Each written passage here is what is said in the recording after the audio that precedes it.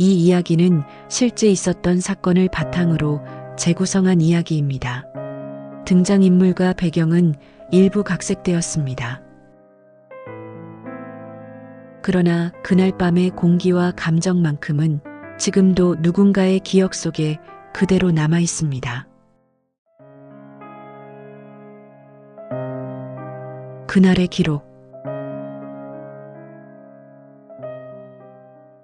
병원은 밤이 깊어질수록 더 조용해지는 곳이라고들 말합니다.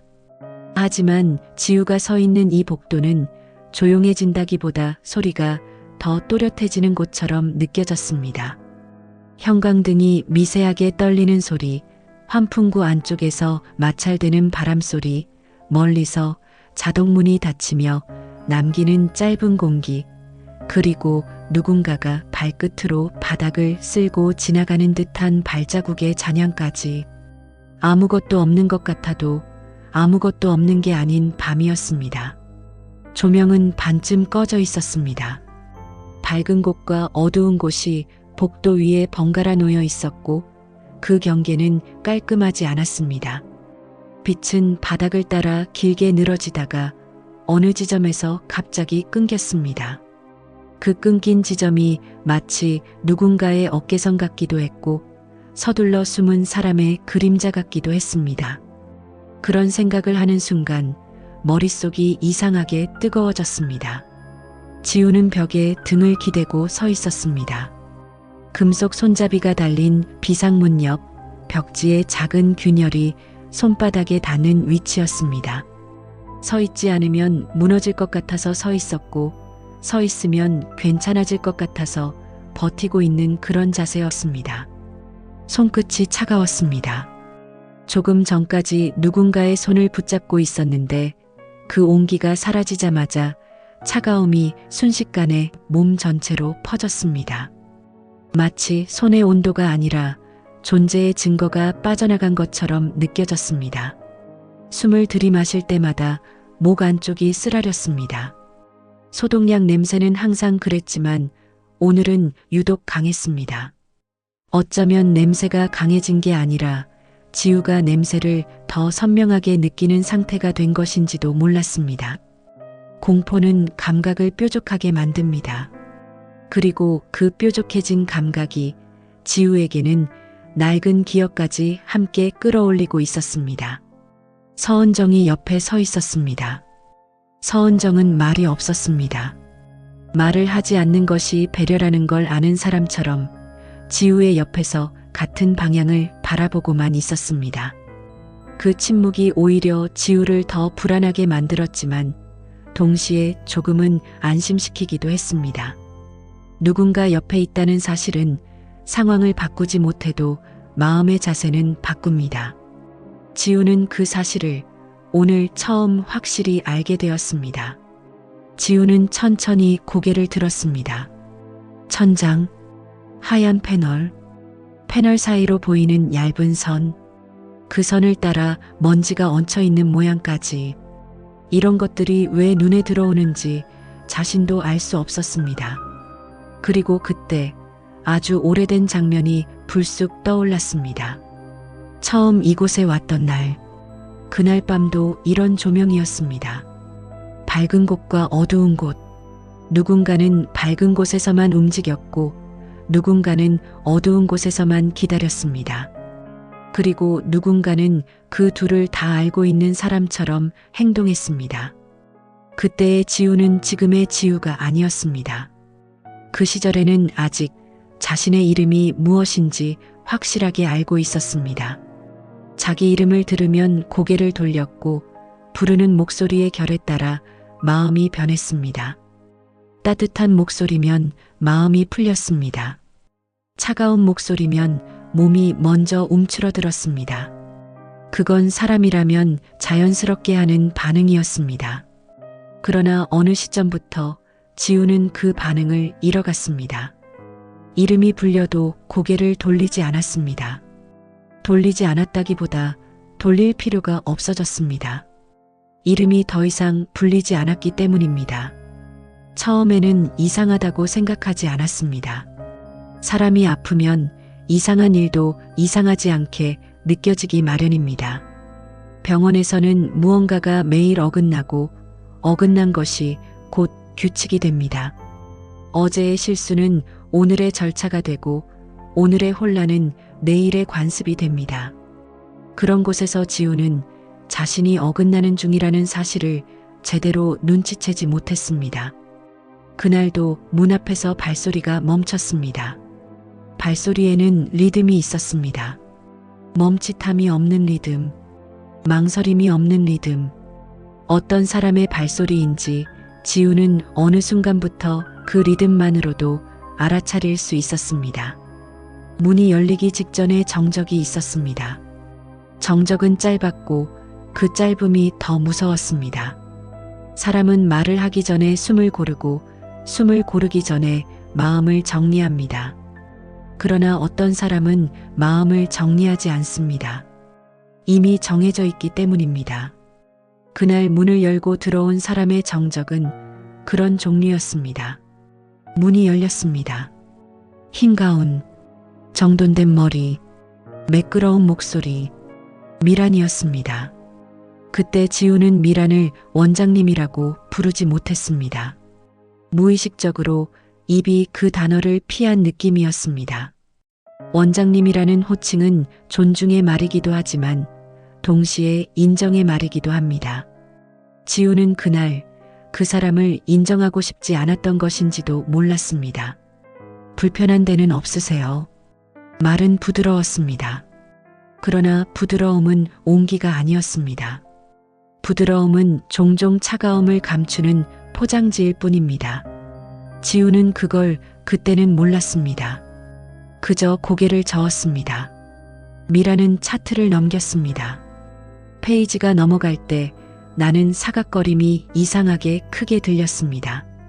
그 소리 하나하나가 병실 공기를 자르는 것 같았고 지우의 심장 박동을 세는 것 같았습니다. 그리고 미라는 차트를 덮지 않은 채로 지우를 한참 바라봤습니다. 사람을 바라본다기보다 벽에 걸린 그림을 평가하듯 눈빛에는 슬픔도 없고 분노도 없고 연민도 없었습니다. 그런 눈빛은 오히려 잔인합니다. 감정이 없다는 건 상대를 대상으로 만들기 때문입니다. 지우라는 이름 아직 쓰고 있나요? 그 말이 떨어진 순간 지우의 등골이 서늘해졌습니다. 지우는 자신도 모르게 손가락을 움켜쥐었습니다. 이건 단순한 질문이 아니었습니다. 지우는 그걸 직감적으로 알았습니다. 왜인지 알 수 없지만 알 수밖에 없는 방식으로. 네. 지우가 답하자 미라는 고개를 끄덕였습니다. 그리고 아주 짧게, 정말 짧게 웃었습니다. 그 웃음은 기쁨이 아니었습니다. 확인과 계산의 웃음이었습니다. 마치 마쳤다고 말하는 사람처럼, 마치 이제 다음 단계라고 말하는 사람처럼. 미라는 그날 아무것도 더 말하지 않았습니다. 하지만 그날 이후로 모든 것이 조금씩 달라졌습니다. 처음에는 작은 변화였습니다.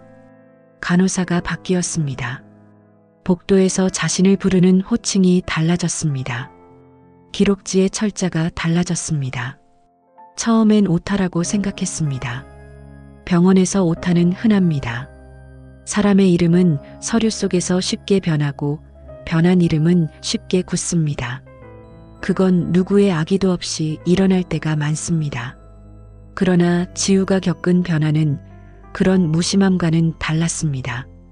어느 날부터 지우는 자신의 이름을 들을 일이 없어졌습니다. 대신 낯선 이름을 들었습니다. 처음엔 자신이 아닌 줄 알았는데 모두가 자신을 바라봤습니다. 지우는 반사적으로 고개를 들었습니다. 그리고 그때 느꼈습니다. 자신이 지금 자신이 아닌 이름으로 불리고 있다는 사실을. 지우는 항의하려다가 말았습니다. 이름 하나가 달라졌다고 해서 무슨 일이 달라질까요? 병원의 침대는 그대로고 벽의 냄새는 그대로고 창문 밖의 하늘은 보이지 않습니다. 이름을 바로 잡아도 이곳은 여전히 이곳입니다. 그렇게 생각하는 순간 지우는 자신이 이상하게 무뎌졌음을 깨달았습니다. 그 무뎌짐은 병이 아니라 환경이었습니다.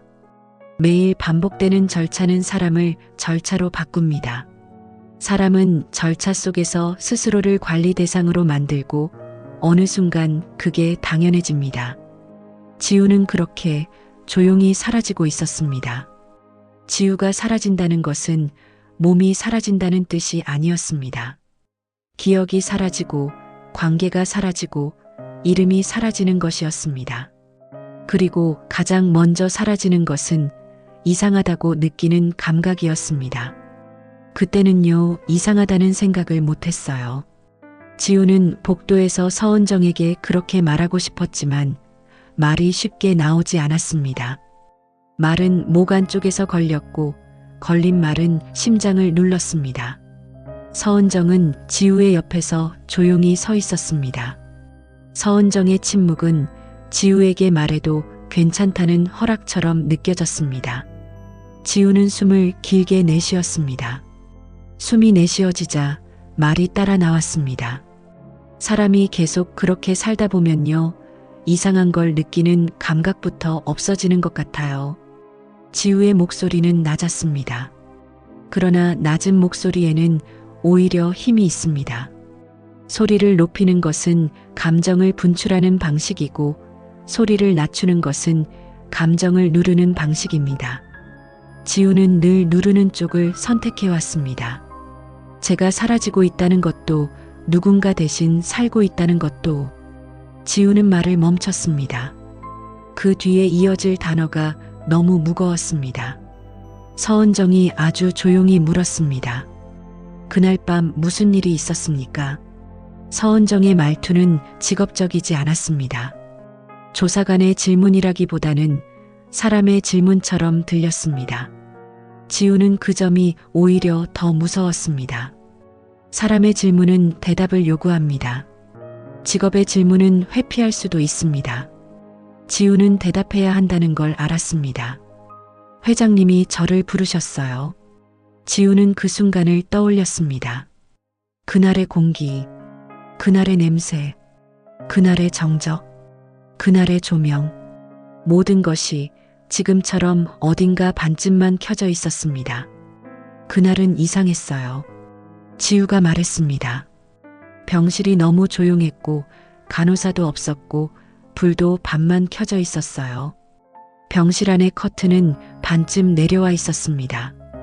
바깥빛은 들어오지 않았고 병실 안빛은 커튼에 부딪혀 흐릿하게 퍼졌습니다. 회장의 얼굴은 반쯤만 보였습니다. 나머지 반은 그림자 속에 있었습니다. 그 모습이 이상하게 사람 같지 않았습니다. 이미 죽은 사람처럼 보인다는 의미가 아니라 이미 결정된 사람처럼 보였다는 뜻입니다. 회장님이 그러셨어요. 지우가 말했다. 이제 그만 돌아와도 된다고요. 그 말은 위로처럼 들렸지만 위로가 아니었습니다. 허락처럼 들렸지만 허락이 아니었습니다. 그 말은 마치 끝낼 시간이라고 알려주는 말 같았습니다. 지우는 그걸 느꼈고 느낀 순간 가슴이 철렁 내려앉았습니다. 그리고 제 진짜 이름을 불렀어요. 지우는 그 이름을 말하지 않았습니다. 말하면 다시 그 시절로 돌아갈 것 같았기 때문입니다. 이름은 사람의 문을 엽니다. 한번 열린 문은 쉽게 닫히지 않습니다. 그 이름을 들었는데 이상하게 눈물이 안 나더라고요. 지우의 목소리가 가늘어졌습니다. 그냥 이제 끝이구나 그런 생각이 들었어요. 그때 문이 열렸습니다. 문이 열리는 소리는 아주 사소했습니다. 그러나 지우에게는 폭음처럼 들렸습니다. 그 소리 하나로 모든 것이 바뀌었습니다. 미란 원장이 들어왔어요. 미란은 그날도 차트를 들고 있었습니다. 차트는 늘 있었고 늘 권력이었습니다. 누군가의 이름과 진단과 처방과 서명이 들어있는 종이. 그 종이는 사람보다 오래 살아남습니다. 그 종이가 남아있으면 사람은 언제든 바뀔 수 있습니다. 미라는 병실로 들어와 회장을 보았습니다. 그리고 지우를 보았습니다. 그리고 고개를 끄덕였습니다. 그분은 아무 말도 하지 않았어요. 지우가 말했습니다. 그냥 저를 보고 회장님을 보고 그리고 고개를 끄덕였어요. 지우는 그 장면에서 가장 무서웠던 게 무엇인지 지금도 잘 모릅니다. 말이 없었던 것일까요? 표정이 없었던 것일까요? 아니면 그 고개 끄덕임이 이미 모든 결정이 끝났다는 신호처럼 느껴졌기 때문일까요? 그 뒤에 기억은 끊겼습니다. 지우는 그걸 기절이라고 생각했습니다. 그러나 기절은 자연스럽지만 지우가 겪은 끊김은 너무 깔끔했습니다. 사람의 기억은 보통 울퉁불퉁 끊깁니다. 중간중간 조각이 남고 감정이 남고 소리가 남습니다. 그런데 지우의 기억은 마치 가위로 잘라낸 것처럼 깔끔하게 사라졌습니다. 그리고 눈을 떴을 때 모든 것이 달라져 있었습니다. 침대 옆에는 모르는 간호사가 있었고 병실 번호가 바뀌어 있었고 차트에 이름이 바뀌어 있었고 무엇보다도 아무도 그날 이야기를 하지 않았습니다. 그래서요. 지우가 말했습니다. 제가 잘못 기억한 줄 알았어요. 사람이 아프면 헛것도 보니까요.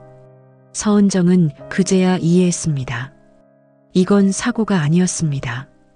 기억의 오류도 아니었습니다. 누군가가 지우의 삶을 잘라낸 것이었습니다. 잘라내고 봉합하고 아무렇지 않게 덮어버린 것입니다. 서은정은 조용히 물었습니다. 왜 그렇게까지 했을까요? 지우는 대답하지 못했습니다. 대답할 수 없었습니다. 이유를 알았다면 지금 여기까지 오지 않았을지도 모릅니다. 그때 복도 끝에서 소리가 들렸습니다. 띡. 엘리베이터가 도착하는 소리였습니다. 이 시간에 2층에 엘리베이터를 탈 사람은 많지 않았습니다. 서은정의 자세가 아주 미세하게 바뀌었습니다. 그 변화는 눈에 띄지 않았지만 지우는 느낄 수 있었습니다. 사람이 위험을 감지할 때 몸이 먼저 반응합니다. 어깨가 굽고 발끝이 바닥을 더 세게 누르고 숨이 짧아집니다. 그리고 그 순간 서은정의 휴대폰이 진동했습니다. 짧은 진동, 낯선 번호, 메시지는 한 줄이었습니다. 이제 기억났습니까?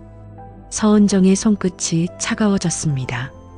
서은정이 화면을 내려다보는 그 짧은 순간 지우는 숨이 멎는 느낌을 받았습니다. 지우는 그 번호를 본 적이 있었습니다. 아니, 봤던 정도가 아니었습니다. 그 번호는 지우의 머릿속에서 어떤 장면과 함께 묶여 있었습니다. 그 번호 전에 봤어요. 지우의 목소리가 떨렸습니다.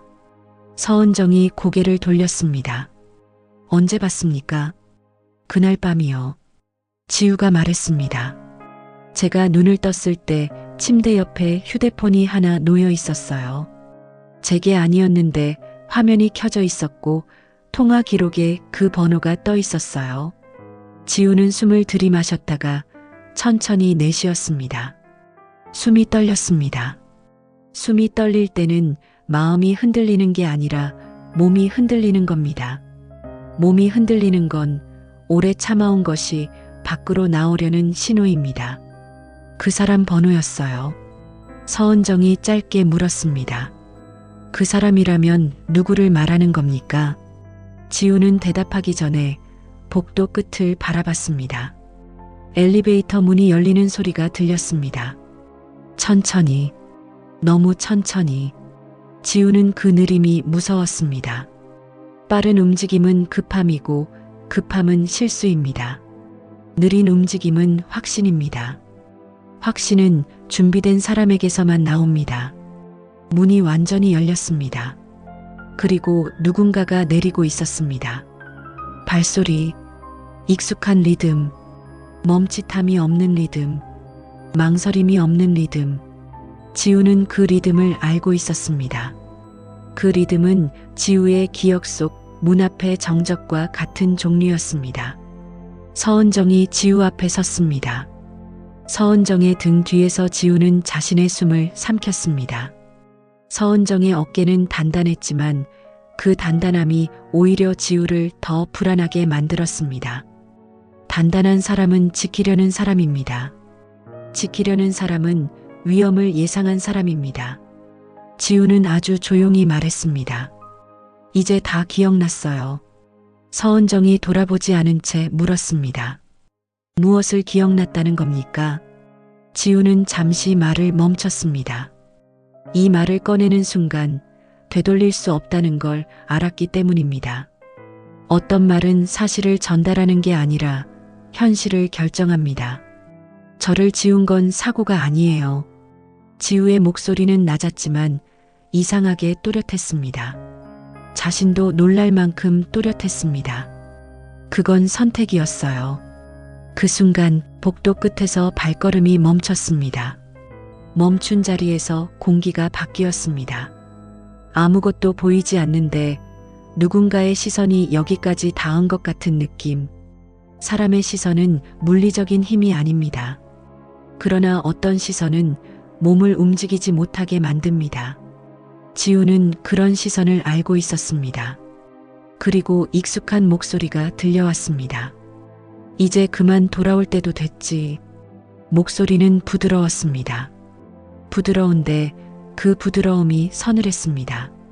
마치 칼날을 천으로 감싼 듯한 느낌이었습니다. 지우는 그 목소리를 잊은 적이 없었습니다. 잊으려 했지만 잊히지 않았습니다. 그 목소리는 지우의 과거를 잠근 자물쇠였고 동시에 열쇠였습니다. 서은정이 낮게 말했습니다. 지우 씨 그 사람을 아십니까? 지우는 대답하지 않았습니다. 대답 대신 아주 천천히 고개를 끄덕였습니다. 고개를 끄덕이는 동안 지우는 생각했습니다. 언제부터 이렇게까지 왔을까? 언제부터 내가 아닌 사람이 되었을까? 언제부터 누군가의 선택 속에 갇혀 있었을까? 복도 끝의 사람은 더 가까이 오지 않았습니다. 가까이 오지 않아도 충분했기 때문입니다. 공기는 이미 바뀌었고 지우의 심장은 이미 흔들렸고 기억은 이미 열리고 있었습니다. 그날 밤 지우의 과거는 다시 문을 열었습니다. 그리고 그 문 너머에는 아직 아무도 모르는 진실이 조용히 숨쉬고 있었습니다. 그날의 기록이었습니다.